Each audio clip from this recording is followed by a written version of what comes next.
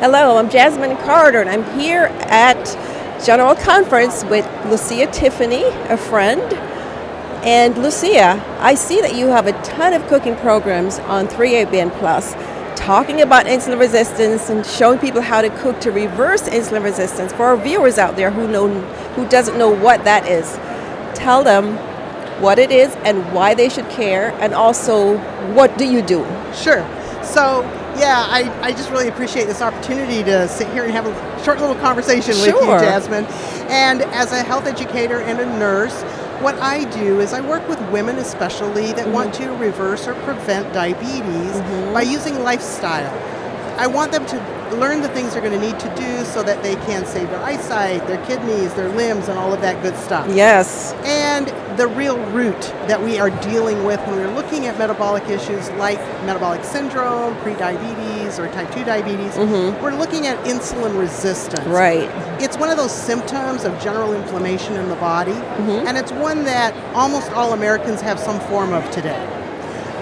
Most people don't realize that about 30% of Americans are actually diabetic, and there's about 90% of the rest that have prediabetes but might not know it. Right. Pretty alarming. Yeah, so we have really high rates of insulin issues and metabolic issues. And if they're not addressed quickly, if you don't identify it, and you let it go till you feel bad, it's way too late to deal with it. Right.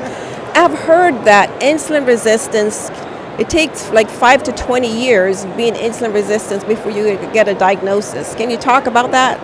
Sure, and it depends on the person because some of this is genetically determined.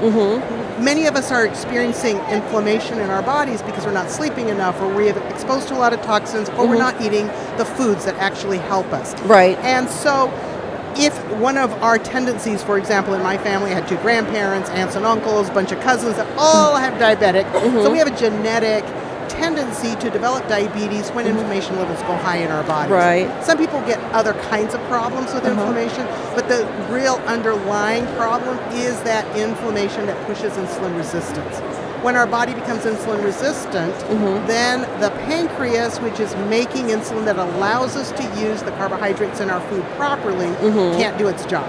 So how would someone know that they have inflammation? What are some signs? I love that. There's a lot of different signs. One of the really common ones is pain. Joint pain, muscle aches, feeling fatigued, and then some of the things that we see with early forms of metabolic disorder, like a rising A1C number, or fasting blood glucose that's going higher and higher every time it gets checked. Right. That tells you that there's something going on. Okay, got it. So in the short time we have left, can you give our viewers a few tips, maybe 3 to 5 tips on what they can do, assuming they have some level of insulin resistance or even pre-diabetic, what they can do to start making some good lifestyle changes? Absolutely. I want to start by saying knowing what your personal priority is one of the most important things you can do. And if you go to my website, lucia@luciatiffany.com, that's LUCIA at luciatiffany.com, there's a free assessment. That will help you to figure out what you should focus on. Okay. Is weight your biggest problem? Is nutrition your biggest problem? Maybe it's sleep or stress. Whatever your biggest priority is, that's really the one you want to address first. And so assessment would be number 1. Number 2, I would look at getting more vegetables on your plate because they're very anti-inflammatory. So the more green leafy vegetables you have, the better. And then getting enough sleep and managing your stress. Those are 3 really highly important areas that you can implement quickly. And one really powerful one is walking after you eat. I like that. Just a few seconds left. What should their plate look like?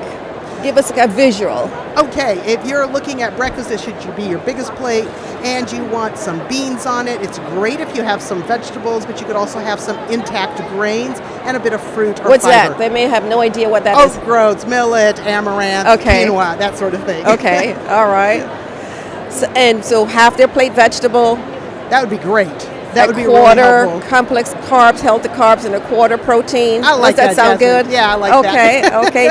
Any last words? You got 16 seconds. Remember that health is wealth, and it comes by choice, not by chance. And your website again? Lucia at, that's my email, My website is luciatiffany.com. LuciaTiffany. And when they get on there, there's a way for them to contact you.